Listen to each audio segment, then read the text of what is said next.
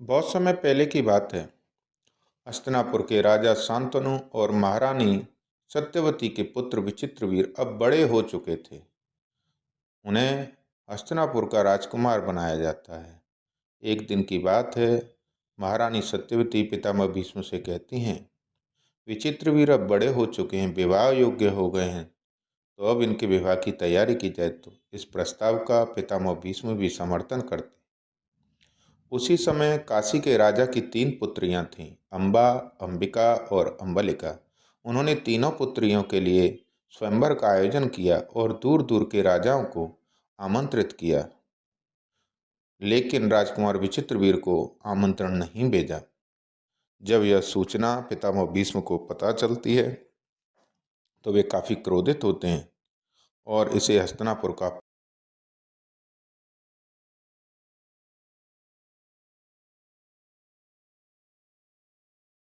भीष्म ने कहा कि मैंने तीनों राजकुमारियों को राजकुमार विचित्रवीर के लिए वरण कर लिया है। किसी को विरोध हो तो वो मुझसे युद्ध कर सकता है। इस पर साल्व राजा पितामह भीष्म से युद्ध करते हैं और पितामह भीष्म साल्व राजा को युद्ध में परास्त कर देते हैं। वे तीनों राजकुमारियों को लेकर हस्तिनापुर पहुंचते हैं। हस्तिनापुर पहुंचने के बाद सबसे बड़ी राजकुमारी अम्बा पितामह भीष्म से कहती हैं, हे भीष्म, मैं साल्व राजा को मन ही मन अपना पति स्वीकार चुकी हूँ, तो मैं कैसे विचित्रवीर के साथ रह सकती हूँ।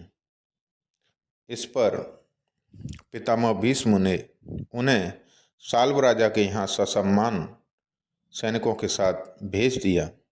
जब वे साल्व राजा के महल पहुंची तो उन्होंने साल्व राजा से कहा, हे साल्व राजा, मैंने आपको अपना मन ही मन पति चुन लिया है, इसलिए मुझे स्वीकार करें। इस पर साल्व राजा अम्बा की बात से असहमति बताते हैं और कहते हैं,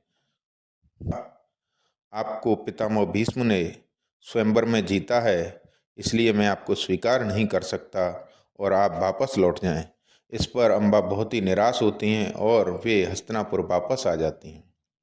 उन्होंने ये सारी बात पितामह भीष्म से कही और उन्होंने कहा, मुझे अब कोई भी राजकुमार स्वीकार नहीं कर सकता है, क्योंकि आपने मुझे स्वयंवर में जीता है, विवाह कीजिए।